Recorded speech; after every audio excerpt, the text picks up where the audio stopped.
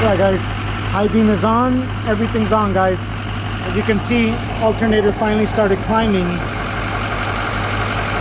I'm gonna rev it up a few times, see if it keeps the charge or if it goes down. I need to see what's going on. There's something going on with the electrical system. I think it's alternator maybe getting weak, batteries, not too sure, but that's what I'm trying to find out. And, high beams on, everything's on guys. Let me put some load on it.